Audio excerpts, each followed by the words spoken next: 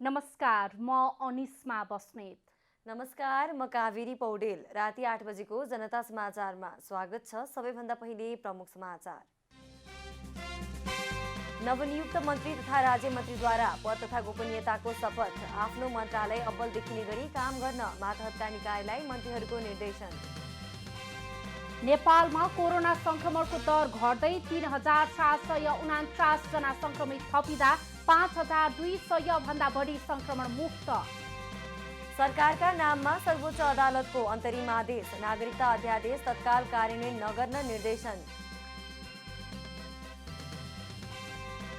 कुनै पनि प्रकारका हानिकारक गतिविधिमा संलग्न नहुन रुसलाई अमेरिकी राष्ट्रपति बाइडेनको चेतावनी। रुससँग तनाव नचाहेको भनाई। र फिफा विश्वकप 2022 तथा एसियन कप 2023 छनौट अन्तर्गत दोस्रो चरणको अन्तिम खेलमा नेपालले शुक्रबार अस्ट्रेलियासँग प्रतिस्पर्धा गर्ने।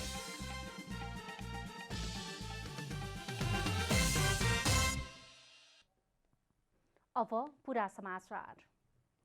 मन्त्री परिषदका नवनियुक्त सदस्यहरूले बिहीबार पद तथा गोपनीयताको शपथ लिएका छन्। राष्ट्रपति कार्यालय शीतल निवासमा आयोजित कार्यक्रममा 7 जना मन्त्री र 1 राज्य मन्त्रीले पद तथा गोपनीयताको शपथ लिएका हुन्। 7 जना मन्त्रीलाई राष्ट्रपति विद्यादेवी भण्डारी र 1 राज्य मन्त्रीलाई प्रधानमन्त्री केपी शर्मा ओलीले शपथ ग्रहण गराउनु भएको हो। प्रधानमन्त्री ओलीले आज 7 जना मन्त्री र 1 राज्य मन्त्री थप्दै मन्त्री परिषदलाई पूर्णता दिनुभएको हो। आज राजकिशोर यादवले शपथ लिएसँगै जनता समाजवादी पार्टीको महन्त ठाकुर पक्षबाट सरकारमा सहभागी मन्त्रीको संख्या 11 पुगेको छ। 20 जना सांसद रहेका महन्त ठाकुर पक्षका 11 जना मन्त्री सरकारमा सहभागी छन्। आज मन्त्री परिषद विस्तार भएसँगै मन्त्रीको संख्या 25 पुगेको छ। नवनियुक्त गृहमन्त्री खगराज अधिकारीले देशमा शान्ति सुरक्षा अमन चयन र नियम कार्यान्वयनमा गृह प्रशासन अब्बल देखिने गरी काम गर्न निर्देशन दिनुभएको छ। बिहीबार गृह मन्त्रालयमा पदभार ग्रहणपछि मातहतका निकायलाई पारदर्शी रूपमा काम गर्न आवश्यक रहेको बताउनुभयो। गृह प्रशासनभित्र कहीँ पनि भ्रष्टाचारको गन्ध भेटे कुनै सम्झौता नगरी कारबाही गर्ने बताउनु भएको छ। कार्यान्वयनमा अव्वल देखिनु पर्दछ र हरेक कुरा पारदर्शी हुनुपर्छ र कहीँ कतै कसैमा भ्रष्टाचारको दुर्गन्ध कहीँ भेटियो भने त्यसमा हाम्रो कम्प्रोमाइज हुँदैन। किनभने प्रधानमन्त्रीज्यूको प्रतिबद्धता नै यसैमा छ र हामीलाई उहाँले निर्देश गर्नुभएको छ र सुशासन पहिलो नम्बरको कुरा हो। मन्त्री अधिकारीले विकासमा तीव्रता र सुशासनको खाँचो भएकाले जिल्ला प्रशासन कार्यालयले जिल्लाभित्रको ढिलासुस्ती अवरोधमा कठोर भएर उभिन निर्देशन दिनुभयो। यसैगरी उद्योग वाणिज्य तथा आपूर्ति मन्त्री राजकिशोर यादवले औद्योगिक क्षेत्रहरूलाई राज्यसँग जोडेर अभिभावकत्व प्रदान गर्ने बताउनु भएको छ। मन्त्री यादवले कार्यभार सम्हाल्दै औद्योगिक क्षेत्रहरू हाल समस्याग्रस्त र चिन्ताग्रस्त अवस्थामा रहेकाले तिनीहरूलाई राज्यसँग जोडेर अभिभावक छ भन्ने कुराको अनुभूति गराउने बताउनु भयो।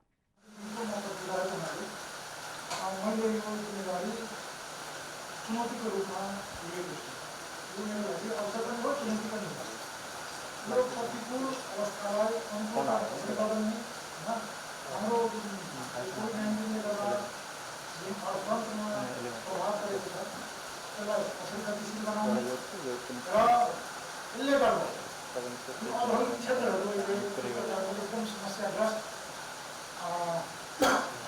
चिन्ताजनक अवस्थामा छ। तिनीहरूलाई पनि कसरी बुस्टअप गर्ने, तिनीहरूलाई पनि कसरी हामी राज्यसँग जोडेर तिनीहरूको अभिभावक छ भन्ने अनुभूति गराउने। यसैगरी नवनियुक्त सञ्चार तथा सूचना प्रविधि मन्त्री नयनकला थापाले मन्त्रालयमा को मन्त्री आयो को मन्त्री गयो भनेर होइन, काममा ध्यान दिन कर्मचारीहरूलाई निर्देशन दिनुभएको छ। आज मन्त्रालयमा पदभार ग्रहण गर्दै मन्त्री थापाले मन्त्रीभन्दा मन्त्रालयको काममा कर्मचारीहरूको ध्यान जानुपर्ने बताउनु भएको छ। अति संवेदनशील रूपमा मैले यसलाई बुझेको छु र यसमा यहाँहरूको जुन यहाँ कर्मचारी भएर यहाँले जुन आफ्नो भूमिका निर्वाह गरिराख्नु भएको छ यो चाहिँ सबभन्दा लाग्छ हो अर्थ चाहिँ नि सरकारको अथवा जुनसुकै उसको पनि मानिसको जीवनमा एउटा मेरुदण्डको छ भने यो पनि अत्यन्तै महत्त्वपूर्ण छ। यो बिना हामी कुनै विकास अथवा हामी कुनै पनि काम कुरो कसरी अगाडि बढ्ने भन्ने कुराहरू जानकारी बिना हामीले कसरी के गर्न सक्छौँ। त्यसैले यो चाहिँ अत्यन्त महत्त्वपूर्ण छ। मन्त्री थापाले समृद्ध नेपाल सुखी नेपालीको नारालाई साकार बनाउन मन्त्री कर्मचारी भएर काम गर्न आफू सधैँ खुल्ला रहेको स्पष्ट पार्नुभयो। मन्त्री थापा यसअघि राष्ट्रिय महिला आयोगको अध्यक्ष हुनुहुन्थ्यो, साथै निवर्तमान गृहमन्त्री रामबहादुर थापाको धर्मपत्नी हुनुहुन्छ। संघीय मामिला तथा सामान्य प्रशासन मन्त्री गणेश कुमार पहाडीले मन्त्रालयले गर्ने सेवा प्रवाहलाई प्रभावकारी बनाउन निर्देशन दिनुभएको छ। नवनियुक्त संघीय मामिला तथा सामान्य प्रशासन मन्त्री पहाडीले आज कार्यभार सम्हाल्दै कर्मचारीहरू स्थायी सरकार भएकाले मुलुकलाई कस्तो बनाउने, कस्तो सेवा प्रवाह गर्ने र कामको गुणस्तर कस्तो निकाल्ने भन्ने कर्मचारीको हातमा हुने भएकाले सेवा प्रवाहलाई प्रभावकारी बनाउन निर्देशन दिनुभएको छ। सरकारले निर्वाचनको घोषणा गरेको सन्दर्भमा कर्मचारीहरूसँग बसेर काम गर्नुपर्ने र संघीयताको प्रभावकारी कार्यान्वयन गर्नु यस मन्त्रालयको जिम्मेवारी रहेको उहाँले बताउनुभयो। यो मुलुक कस्तो बनाउने, कस्तो सेवा प्रवाह गर्ने र कामको गुणस्तर कस्तो निकाल्ने भन्ने कुरा यहाँको हातमा हुन्छ। नीति निर्माणको तहमा हामी छौँ र त्यो नीति निर्माण गर्ने सन्दर्भमा यहाँले आफ्नो ठाउँबाट महत्त्वपूर्ण भूमिका निर्वाह गर्न नै हुनेछ र मन्त्रालयले गरेका निर्णयहरूलाई तलसम्म प्रभावकारी कार्यान्वयन गर्ने जिम्मेवारी यहाँको हातमा छ। मन्त्री पहाडीले मन्त्रालय अन्तर्गत राष्ट्रिय गौरवका आयोजनाहरू पनि जोडिने भएकाले निर्धारित समयमा काम सम्पन्न गर्ने, लागत बढ्न नदिने र त्यसको गुणस्तरीयता कायम गर्ने कुरामा ध्यान दिए कामको प्रतिफल राम्रो निकाल्न सकिने बताउनु भएको छ। एमाले नेतृत्वको गण्डकी प्रदेश सरकार विश्वासको मत प्राप्त गर्न असफल भएको छ। मुख्यमन्त्री पृथ्वीसुब्बा गुरुङले बिहिबार प्रदेशसभामा विश्वासको मत सम्बन्धी प्रस्ताव पेश गरेकोमा उहाँले बहुमत प्राप्त गर्न सक्नु भएन। यससँगै मुख्यमन्त्री गुरुङ पदमुक्त हुनुभएको छ। गत वैशाख 29 गते मुख्यमन्त्रीमा दोस्रो पटक नियुक्त हुनुभएका गुरुङले संवैधानिक प्रावधान अनुसार बिहिबार विश्वासको मत लिन प्रयास गर्नुभएको थियो। प्रदेशसभाको बिहिबार बसेको बैठकमा गुरुङले भने विश्वासको मत सम्बन्धी प्रस्ताव विफल भएमा संविधान अनुसार अघि बढ्ने बताउनु भएको थियो। संघीय सरकारले झैं गण्डकी प्रदेश सरकारले पनि मध्यावधि निर्वाचनको घोषणा गर्ने त होइन भन्ने आशंका बढिरहेका बेला मुख्यमन्त्री गुरुङले प्रदेशसभाको विश्वासको मत गुमाएका हुन्। उहाँले प्रदेशसभामा विपक्षी गठबन्धनको बहुमत पुग्ने सम्भावना नरहेको र यो तथ्य 1 महिना अघि प्रमाणित भएको दावी गर्नुभयो। नेपाल सरकारका उपप्रधानमन्त्री तथा अर्थमन्त्री विष्णु पौडेलले माधव नेपाल, झलनाथ खनाल समूहले पठाएको पत्र अत्यन्त गम्भीर प्रकृतिको रहेको बताउनु भएको छ। पार्टी अध्यक्ष तथा प्रधानमन्त्री केपी शर्मा ओलीले उदार र खुला विचारका साथ गर्नुभएको आह्वानलाई यसरी अस्वीकार गर्नु भनेको नेपाल खनाल समूह पार्टी एकताको पक्षमा नरहेको बुझ्न बाध्य बनाएको बताउनुभयो। अर्थमन्त्री पौडेलले आफ्नो पार्टीको प्रधानमन्त्री हटाएर विपक्षी दलको व्यक्तिलाई प्रधानमन्त्री बनाउने खेल सफल नहुने बताउनुभयो। पार्टीका आम कार्यकर्ता एकताको पक्षमा रहेको अवस्थामा नेपाल खनाल पक्ष कुनै पनि हालतमा विपक्षी दलको नेतालाई प्रधानमन्त्री बनाउन लाग्नु, आफ्नो अडानबाट पछि हट्न नखोज्नु पार्टी एकताका लागि घातक भएको बताउनुभयो। यसरी घातक खेलमा लागेका व्यक्तिहरू अलग हुन सक्ने तर पार्टी विभाजन हुन नसक्ने स्पष्ट पार्नुभयो। एमाले केही व्यक्तिहरू, केही पात्रहरू हाम्रो अन्तिम कोसिस रहन्छ, सबैलाई चाहिँ साथमा लिएर हिँड्ने हाम्रो अन्तिम कोसिस रहन्छ। त्यसका बावजुद पनि केही व्यक्तिहरू वा केही पात्रहरू अलग हुनुभएछ भने उहाँहरूको कुरा अलग हो, तर पार्टी विभाजित हुँदैन। नेकपा एमाले विभाजित हुँदैन, कानुनी रूपमा पनि विभाजित हुँदैन, राजनीतिक रूपमा पनि विभाजित हुँदैन। संस्थापन पक्षले पार्टी एकताका लागि अन्तिमसम्म कोसिस गर्ने बताउँदै मन्त्री पौडेलले पार्टीका नेता कार्यकर्ता अहिले पनि एकताको पक्षमा रहेकाले विभाजनमा जाने नेताहरूलाई कसैले साथ नदिने तर्क गर्नुभयो। नेकपा एमालेका नेता गोकर्ण विष्टले सर्वोच्च अदालतले दिने जुनसुकै फैसलालाई स्वीकार गर्ने गरी सहमति र एकता बनाउन सकिने बताउनु भएको छ। पार्टीभित्रको आन्तरिक किचलो विभिन्न बहाना र रूपमा सर्वोच्च अदालत पुगेको भन्दै पार्टी एकताका लागि सर्वोच्च अदालतले दिने फैसलालाई सबैले स्वीकार गर्ने सहमति बनाउन सकिने स्पष्ट पार्नुभयो। नेता विष्टले दुवै पक्षका नेताहरूले आफ्नो व्यक्तिगत इगो मैले गरेको सही भन्ने अडान त्याग्नुपर्ने पनि बताउनुभयो। प्रतिनिधि सभा विघटन गर्ने पक्षले आफ्नो निर्णय फिर्ता लिन अप्ठ्यारो हुने र प्रधानमन्त्री विरुद्ध अर्को व्यक्तिलाई प्रधानमन्त्री बनाउन हस्ताक्षर गर्नेहरूलाई पनि हस्ताक्षर फिर्ता लिन सजिलो नहुने अवस्थामा सर्वोच्च अदालतले जे फैसला दिन्छ यसैलाई मानेर अगाडि बढ्ने एकताको बाटोमा आउन सकिने उपाय हुने बताउनुभयो। सम्मानित अदालतले प्रतिनिधि सभा पुनर्स्थापनालाई को पक्षमा फैसला गरेको अवस्थामा पनि पार्टीले संस्थागत ढङ्गले गरेका फैसलाहरू व्हिपलाई पालना गरेर जाने गरी प्रतिनिधि सभा विघटनलाई सम्मानित अदालतले सदर गरेको अवस्थामा पनि पार्टीलाई एकताबद्ध गरेर निर्वाचनमा जाने गरी त्यो हिसाबले कसैको जित र हारलाई विषय नबनाइकन जस्तो अवस्थामा पनि एकताबद्ध बनेर जाने गरी पनि निकास खोज्न सकिन्छ। यसमा कुनै समस्या छैन। नेता विष्टले बाहिर भएकालाई पार्टीभित्रै ल्याउने हुन्न भन्ने र बाहिर रहेकाले आफ्नो अडान नमाने छुट्टै बाटो बनाउनुपर्छ भन्ने विचारले अन्तर्कलह बढिरहेको पनि स्पष्ट पार्नुभयो। नेकपा एमाले सुदूरपश्चिम प्रदेश कमिटीले 17 सांसदलाई स्पष्टीकरण सोधेको छ। प्रदेश कमिटीले माओवादीका मुख्यमन्त्री त्रिलोचन भट्टको सरकार जोगाउनका साथ दिएका माधव नेपाल पक्षका 17 सांसदलाई स्पष्टीकरण सोधेको हो।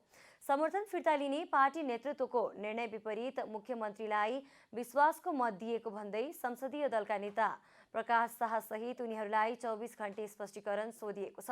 स्थानीय कमिटीको निर्णय र सुदूरपश्चिम संसदीय दलको निर्णय विपरीत चलेको भन्दै ओली र नेपाल दुवै पक्षबाट एकअर्कालाई स्पष्टीकरण सोध्ने क्रम जारी रहेको छ। जनता समाचारमा अब छोटो विश्राम।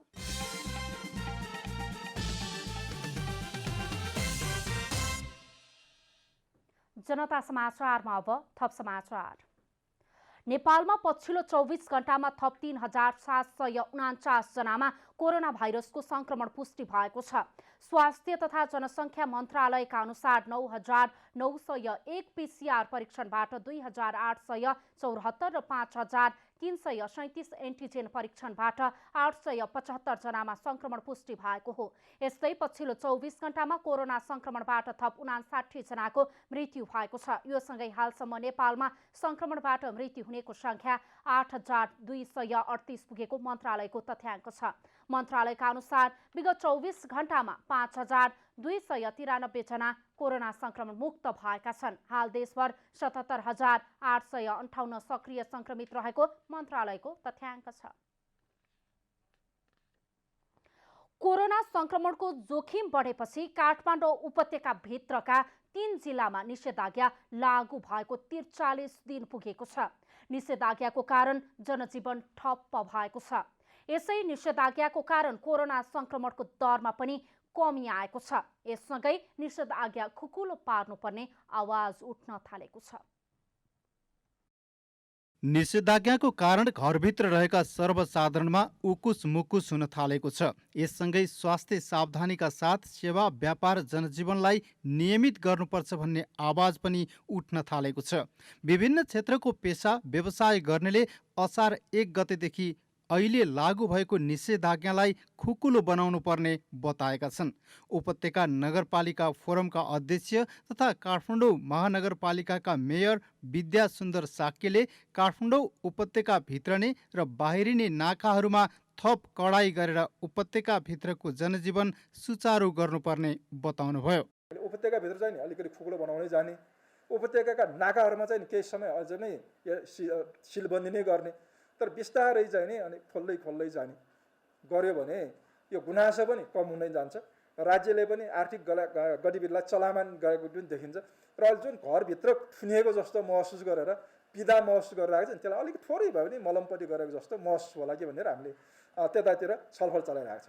उपभोक्ता अधिकार कर्मी प्रेमलाल महर्जनले सवारी साधन सञ्चालनमा रोक लगाउँदै र नाकाहरू बन्द गर्दै स्वास्थ्य मापदण्ड पालना गराउँदै उपभोग्य वस्तुको पसल खोल्नुपर्ने बताउनुभयो।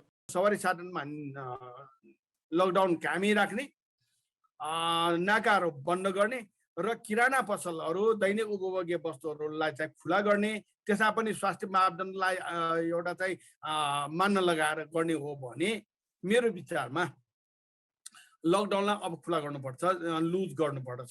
असार 1 गतेदेखि लकडाउन बिस्तारै खुला गर्नुपर्ने खुद्रा व्यापार सङ्घको भनाइ छ। अहिले पनि मृत्युदर घटिया छैन।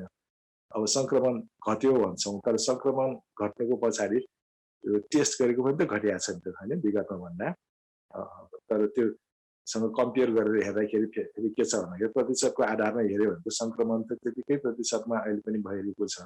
नेपाल अटोमोबाइल्स डिलर्स एसोसिएसनका अध्यक्ष कृष्ण प्रसाद दुलालले व्यवसाय बन्द गराइरहे कहिल्यै उठ्न नसक्ने भन्दै आर्थिक अवस्था पनि कमजोर हुने बताउनुभयो। यो अटोमोबाइल सेक्टरलाई बन्द गरेर राखेर अब चाहिँ बाँच्न सक्ने अवस्था हुँदैन। त्यसले गर्दाखेरि सामाजिक सुरक्षा र स्वास्थ्यका सुरक्षाहरू अपनाएर अब देश बिस्तारै अगाडि बढ्नुपर्छ र असार 1 गतेबाट देश खुलेर अगाडि बढ्नुपर्छ भन्ने कुरामा हामी सुझाव दिन चाहन्छौँ सरकारलाई। होटल सङ्घ नेपालका अध्यक्ष विनायक शाहले विश्व स्वास्थ्य सङ्गठनको मापदण्ड पालना गराएर व्यवसाय सञ्चालन गर्न दिनुपर्ने बताउनुभयो। WHO को सिफारिसको आधारमा अब त्यो पालना गरेर हामीले व्यवसाय सञ्चालन गर्न दिनु पर्यो, किन हामीले सञ्चालन गरे पनि हौ र त्यो अब जब संसारले नै WHO को हेल्थ प्रोटोकल मानेर हाम्रो काम गरिरहेछ भने नेपालले पनि त्यही काम गर्न सक्छ र त्यो सुरक्षित तवरले हामी अगाडि जान सक्छौँ। विगतमा अन्य क्षेत्रको भन्दा वायु सेवामा जनस्वास्थ्यको मापदण्ड कडाइका साथ पालना गरिएको र आगामी दिनमा पनि कडाइका साथ पालना गरिने भन्दै अर्थतन्त्रलाई चलायमान बनाउनको लागि वायु सेवालाई सञ्चालन गर्नुपर्ने वायु सेवा सञ्चालक सङ्घको भनाइ छ। अन्तर्राष्ट्रिय मापदण्डलाई नै ध्यानमा राखेर यसको एउटा स्ट्यान्डर्ड अपरेटिङ प्रोसिडियर हुन्छ, यसको लागि त्यो एसओपीमै हामीले चेन्ज गरेर सेफ्टी प्रोटोकल चाहिँ कसरी चाहिँ पालना गर्ने भन्ने कुरो पहिले नै अप्रुभ गराएर खोल्नै पर्छ। नखोल्यो भने यो क्षेत्र धराशायी नै हुने अवस्थामा देख्छु म।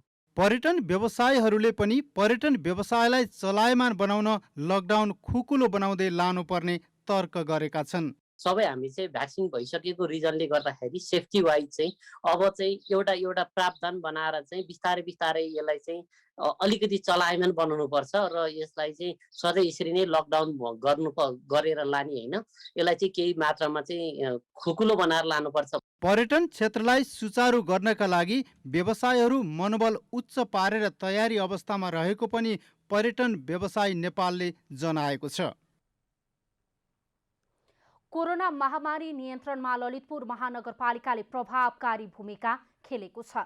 महानगरपालिकाभित्र संक्रमण फैलिन नदिन उपत्यकाका अन्य जिल्लामा आइसोलेसन सेन्टर बनाउन चासो नदिएकोमा महानगरपालिकाले आइसोलेसन केन्द्र निर्माणका साथै दाताको सहयोगमा कोरोना नियन्त्रणमा अत्यावश्यक र उपयोगी सामग्री परिचालन गरेको छ। ललितपुर महानगरपालिकाले कोरोना नियन्त्रणमा विशेष सतर्कता र चासो दिएको छ। महानगरवासीहरूले समेत यसमा समन्वय गरिरहेका छन्। उपत्यकाका अन्य जिल्लामा कोरोना आइसोलेसन केन्द्र निर्माणमा चासो देखाइएको छैन, तर ललितपुर महानगरपालिकाले विशेष कोरोना आइसोलेसन केन्द्रहरू निर्माण गरेको छ। महानगरपालिकाले देखाएको तदारुकतामा होस्टेमा हैसे थपेका छन् स्थानीय युवाहरूले। कोरोना नियन्त्रणमा चीनमा प्रयोगमा ल्याइएको अत्याधुनिक मेसिन स्मोक फगिङ मेसिन नेपालमै पहिलो पटक ललितपुर महानगरपालिकाले प्रयोगमा ल्याएको छ। हामीले एकदम गौरव फिल भइरहेको छ। हामीले जसले सानो सबैले सानो सहयोग गर्यो भने पनि धेरै ठुलो कुरा हुन्छ। त्यही कारण के छ भने सबैले सानो सहयोग गर्दै जाउँ र हामी अत्यन्तै खुसी छौँ कि हामी भविष्यमा पनि अब यस्तै सानो कार्यक्रमहरूमा हामीले पनि सहयोग साथ मिलाएर हातमा हात मिलाएर हामी केही सहयोग गर्न सक्छौँ कि भन्ने हाम्रो एकदम आशा रहेको छ। महामारी नियन्त्रण सामूहिक प्रयासबाट मात्र सम्भव हुने भन्दै ललितपुर महानगरपालिकाका प्रमुख चिरीबाबु महर्जनले स्थानीय युवाहरूको जागरुकता र हातेमालोले चाँडै नियन्त्रणमा सहयोग पुग्ने विश्वास व्यक्त गर्नुभयो। ललितपुर महानगरपालिकाको तर्फबाट यो कोभिड-19 को सन्दर्भमा हामीले ललितपुर महानगर क्षेत्रका सम्पूर्ण जनताहरूलाई, हुन त यहाँ महानगरको जनताहरू मात्रै बस्नुहुन्न, 77 जिल्लाका मान्छेहरू यहाँ बस्नुहुन्छ, उहाँहरू सबैलाई नै हामीले चाहिँ सहयोग पुर्याएका छौँ। यी विविध सहयोगी हातहरूको सहयोग लिएर अब त्यसमाथि अब आज यो जुन प्लेइङ फर चेन्ज नेपालको तर्फबाट अत्याधुनिक फोगिङ मेसिन जुन 2टा हामीले प्राप्त गर्दैछौँ, त्यसको लागि संस्थालाई धेरै धेरै धन्यवाद। ललितपुर महानगरपालिकामा दोस्रो लहरको कोरोना संक्रमणका कारण हालसम्म 119 जनाको मृत्यु भएको छ। महानगरपालिकाले हालै कोरोना संक्रमित भएर मृत्यु हुनेका परिवार, गम्भीर संक्रमण हुनेहरूलाई आर्थिक राहतको प्याकेज घोषणा गरिसकेको छ, जुन चाँडै नै कार्यान्वयनमा आउँदैछ। त्यस्तै कोरोना संक्रमितको उपचारमा चुस्त दुरुस्त व्यवस्था मिलाउनुका साथै नगरभित्रका विपन्न नागरिकलाई निशुल्क खानाको व्यवस्था समेत गरेको छ। क्यामेरामा शैलेन्द्र गोविन्द अमात्यका साथ रूपा घिमिरे, ललितपुर। सर्वोच्च अदालतले नागरिकता अध्यादेश कार्यान्वयन नगर्न सरकारका नाममा अन्तरिम आदेश दिएको छ। प्रधान न्यायाधीश जोलेन्द्र शमशेर जबरा, न्यायाधीशहरू दीपक कुमार कार्की, मीरा खड्का, हरिकृष्ण कार्की र ईश्वर प्रसाद खतिवड़ाको संवैधानिक इजलासले नागरिकता अध्यादेश तत्कालका लागि कार्यान्वयन नगर्न अन्तरिम आदेश दिएको हो।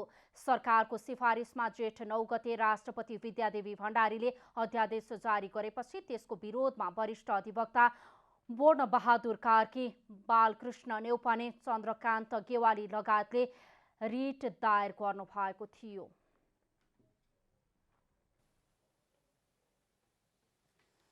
जनक शिक्षा सामग्री केन्द्र लिमिटेडले शैक्षिक सत्र 2078 का लागि पाठ्यपुस्तक अभाव नहुने बताएको छ।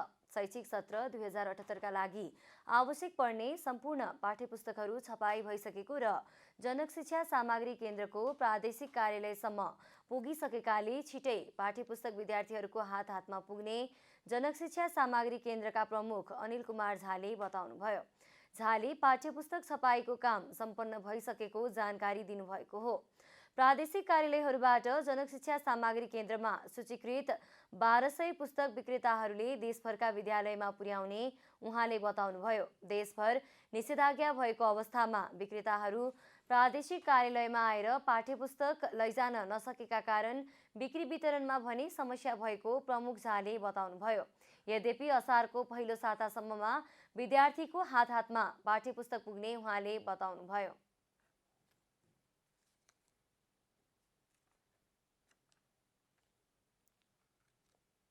शैक्षिक सत्र 2078 को लागि आवश्यक पाठ्यपुस्तकहरू उत्पादन कार्य सम्पन्न गरी हाम्रो प्रादेशिक कार्यालयहरू विराटनगर, जनकपुर, भरतपुर, केन्द्रीय कार्यालय सानुटिङ भक्तपुर, बुटवल, पोखरा, सुर्खेत, नेपालगञ्ज र धनगढी लगायत देशभर हामीले पाठ्यपुस्तकको लागि हाम्रो कुनै किसिमको समस्या छैन। यी सबै ठाउँहरूमा हामीले पाठ्यपुस्तक पुर्याइसकेका छौँ। यस वर्ष कक्षा 4 देखि कक्षा 10 सम्मको पाठ्यपुस्तक 1,70,00,000 थान उत्पादन गरी प्रदेश कार्यालयहरूमा पुगिसकेको पनि केन्द्रले जनाएको छ।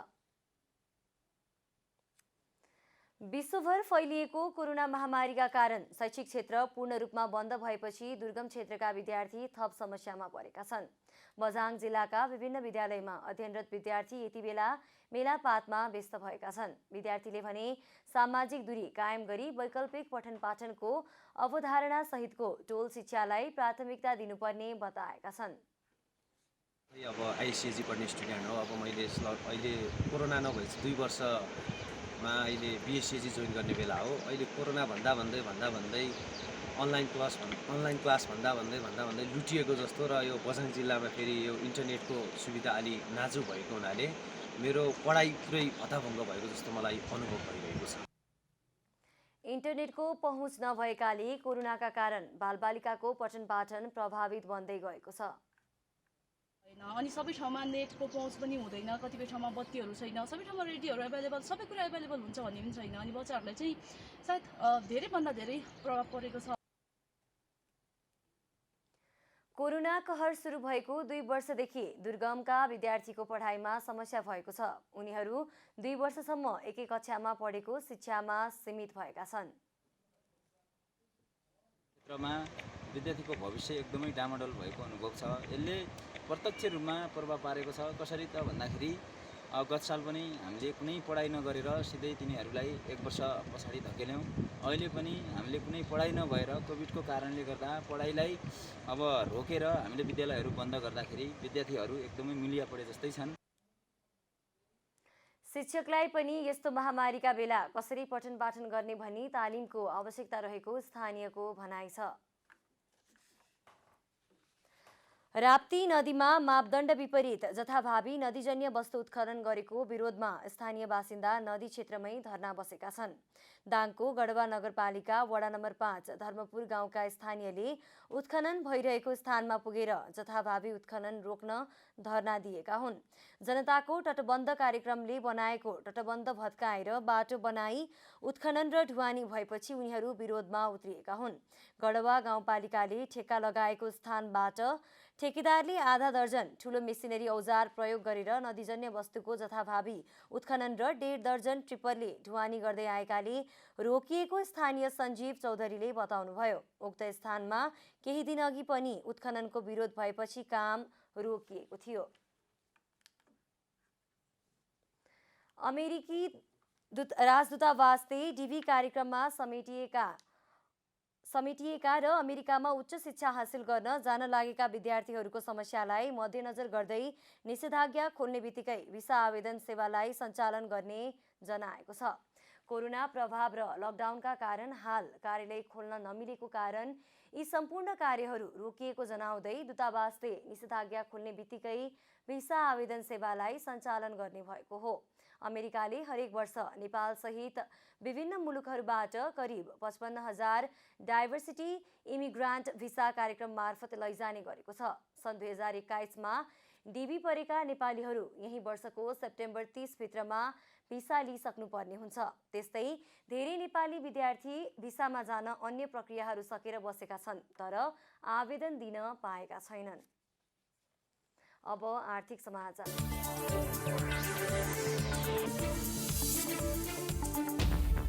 बिहिबार नेप्से परिसूचक 1.8 अङ्कले घट्दै 2944.78 बिन्दुमा रोकिएको छ। बिहिबार 3,06,66,044 सेयर किताको किनबेच हुँदा 16,10,04,12,436 रुपैयाँको कारोबार भएको छ। बिहिबार हाइड्रो पावर कम्पनीका सेयर धनीले 2.99% कमाएका छन्। सबैभन्दा बढी hydro electric investment and development कम्पनीको 83 करोड बराबरको कारोबार भएको छ। बिहिबार नेपाल पुनर्विमा कम्पनीको सेयर कारोबार 45 करोड बराबरको भयो भने 5 थर पावर कम्पनी लिमिटेडको सेयर मूल्य 10% बढेको छ।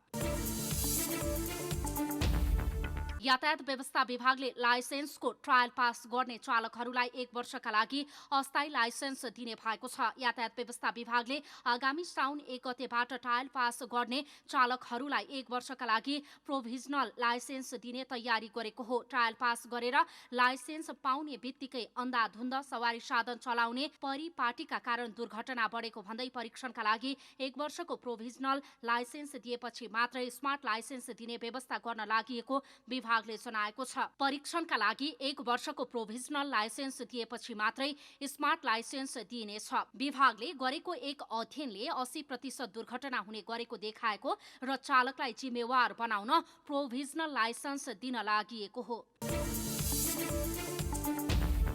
चौधरी फाउन्डेसनले देशकै जेठो वीर अस्पतालमा आइसियु वार्ड स्थापना गरी अस्पताल व्यवस्थापनलाई हस्तान्तरण गरेको छ। कोभिड-19 को दोस्रो लहरबाट संक्रमित सर्वसाधारण नेपाली नागरिकको उपचारमा योगदान पुर्याउन फाउन्डेसनले वीर अस्पतालमा आइसियु वार्ड निर्माण गरेको हो। चौधरी फाउन्डेसनका उपाध्यक्ष निर्माण चौधरीले वीर अस्पतालमा आयोजित एक संक्षिप्त कार्यक्रमका बीच कोभिड युनिफाइड केन्द्रीय अस्पताल वीर अस्पतालका प्रमुख कार्यकारी प्रमुख प्राध्यापक डाक्टर जागेश्वर गौतमलाई आइसियु वार्ड हस्तान्तरण गर्नुभयो हो। वीर अस्पताल नयाँ भवनको पहिलो तलामा 9 शय्या र दोस्रो तलामा 9 शय्याको गरी कुल 18 शय्याको आइसियु वार्ड निर्माण भएको छ। वार्डमा विश्व बजारमा उपलब्ध पछिल्लो पुस्ताको प्रविधि प्रयोग गरिएको बताइएको छ।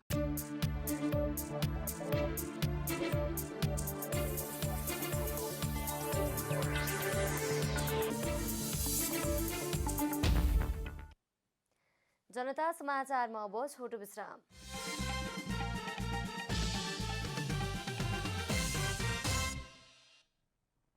जनता समाचारमा अब अन्तर्राष्ट्रिय समाचार।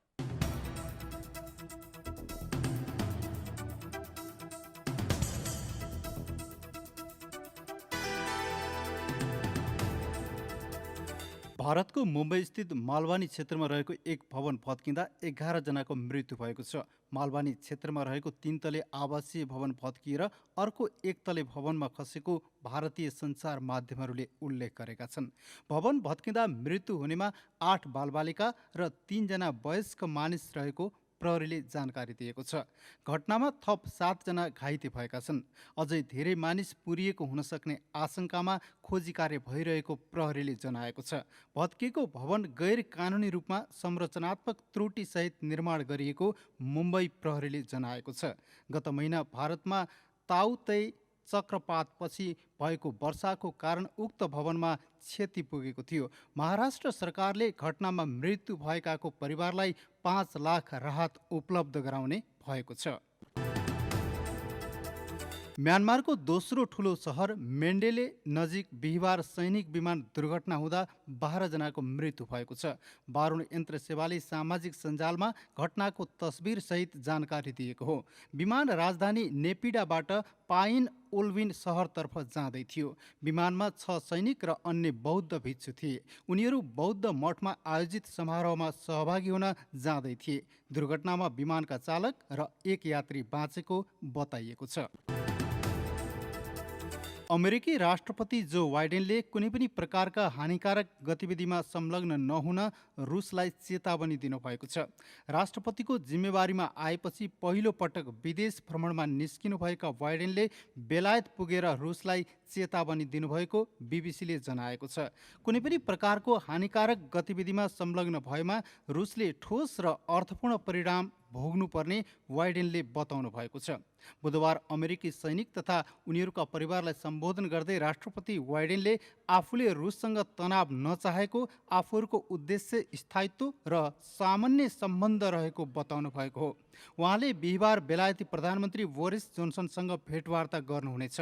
भेटमा जलवायु परिवर्तन र सुरक्षा चुनौती सहितका विषयमा छलफल हुने बताइएको छ। अमेरिकी राष्ट्रपति बाइडेन हाल 8 दिने युरोप भ्रमणमा हुनुहुन्छ।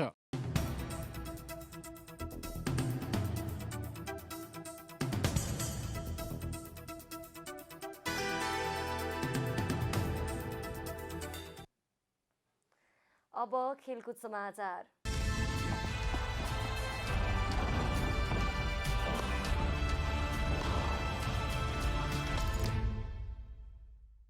फिफा विश्वकप सन् 2022 तथा एसियन कप सन् 2023 अन्तर्गत दोस्रो चरणको छनौट अन्तर्गतको अन्तिम खेलमा नेपालले अस्ट्रेलियासँग प्रतिस्पर्धा गर्ने भएको छ। कुवेत सिटी स्थित जाबेर अल अहमद अन्तर्राष्ट्रिय स्टेडियममा शुक्रबार नेपालले अस्ट्रेलियासँग खेल्नेछ। अस्ट्रेलिया र नेपाल बीचको खेल शुक्रबार राति 9:45 सुरु हुनेछ। नेपालका मुख्य प्रशिक्षक अब्दुल्लाह अल्मुताइरीले अस्ट्रेलियासँग उत्कृष्ट खेल खेल्ने बताउनु भएको छ। प्रशिक्षक अल्मुताइरीले अस्ट्रेलिया विरुद्ध युवा खेलाडीले मौका पाउने समेत बताउनु भएको छ। विश्वकप छनौटको तेस्रो चरणमा पुग्ने मौका गुमाइसकेको नेपालको प्ले अफको माध्यमबाट एसियन कप छनौटको तेस्रो चरण पुग्ने सम्भावना भने कायमै रहेको छ। 5 पटक विश्वकप खेलिसकेको अस्ट्रेलिया भने नेपाललाई हराएर विश्वकपको तेस्रो चरणको छनौटमा पुग्न चाहन्छ।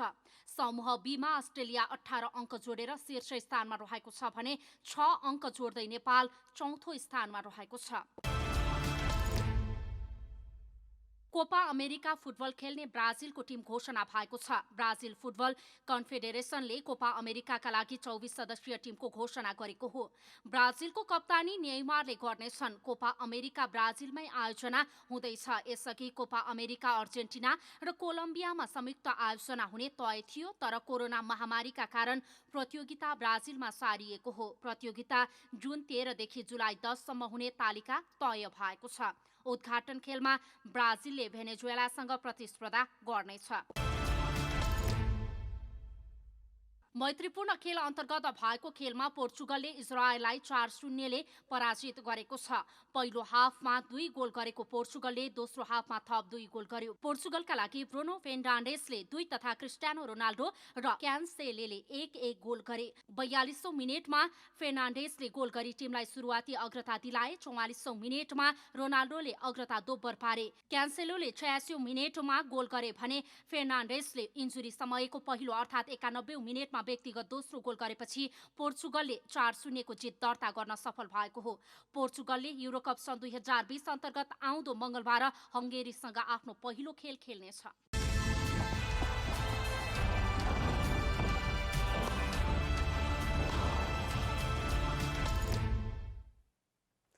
अब मौसम समाचार।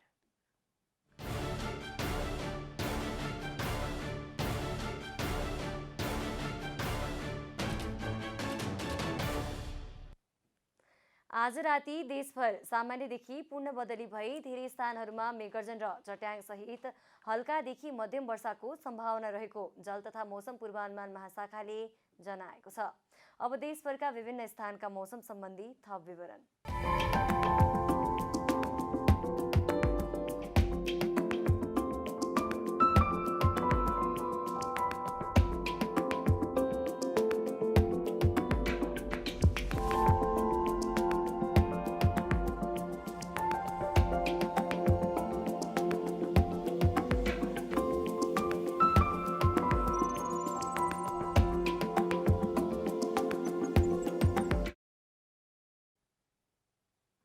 अन्त्यमा आजको डायरी।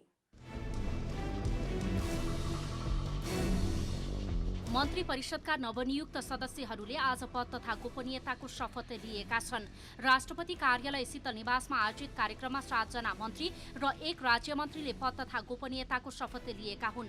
7 जना मन्त्रीलाई राष्ट्रपति विद्यादेवी भण्डारी र 1 जना राज्य मन्त्रीलाई प्रधानमन्त्री केपी शर्मा ओलीले शपथ ग्रहण गराउनु भएको हो। एमाले नेतृत्वको गण्डकी प्रदेश सरकार विश्वासको मत प्राप्त गर्न असफल भएको छ। मुख्यमन्त्री पृथ्वी सुब्बा गुरुङले बिहीबार प्रदेशसभामा विश्वासको मत सम्बन्धी प्रस्ताव पेश गरेकोमा उहाँले बहुमत प्राप्त गर्न सक्नु भएन। प्रदेशसभाको बिहीबार बसेको बैठकमा गुरुङले भने विश्वासको मत सम्बन्धी प्रस्ताव विफल भएमा संविधान अनुसार अघि बढ्ने बताउनु भएको थियो। बिहीबार नेप्से परिसूचक 1.8 अङ्कले घट्दै 2944.78 बिन्दुमा रोकिएको छ। बिहीबार हाइड्रो पावर कम्पनीका शेयर धनीले 2.99% कमाएका छन्। सबैभन्दा बढी hydro electric investment and development कम्पनीको 83 करोडको कारोबार भएको छ। भारतको मुम्बई स्थित मालवानी क्षेत्रमा रहेको एक भवन भत्किँदा 11 जनाको मृत्यु भएको छ। मालवानी क्षेत्रमा रहेको 3 तले आवासीय भवन भत्किएर अर्को 1 तले भवनमा खसेको भारतीय सञ्चार माध्यमहरूले उल्लेख गरेका छन्। भवन भत्किँदा मृत्यु हुनेमा 8 बालबालिका र 3 जना वयस्क मानिस रहेको प्रहरीले जनाएको छ। फिफा विश्वकप 2022 तथा एसियन कप 2023 अन्तर्गत दोस्रो चरणको छनौट अन्तर्गतको अन्तिम खेलमा नेपालले अस्ट्रेलियासँग प्रतिस्पर्धा गर्ने भएको छ। कुवेत सिटी स्थित जावेर अल अहमद अन्तर्राष्ट्रिय स्टेडियममा शुक्रबार नेपालले अस्ट्रेलियासँग खेल्नेछ। अस्ट्रेलिया र नेपाल बीचको खेल शुक्रबार राति 9:45बाट सुरु हुनेछ। नेपालका मुख्य प्रशिक्षक अब्दुल्ला अल्मुताइरीले अस्ट्रेलियासँग उत्कृष्ट खेल खेल्ने बताउनु भएको छ।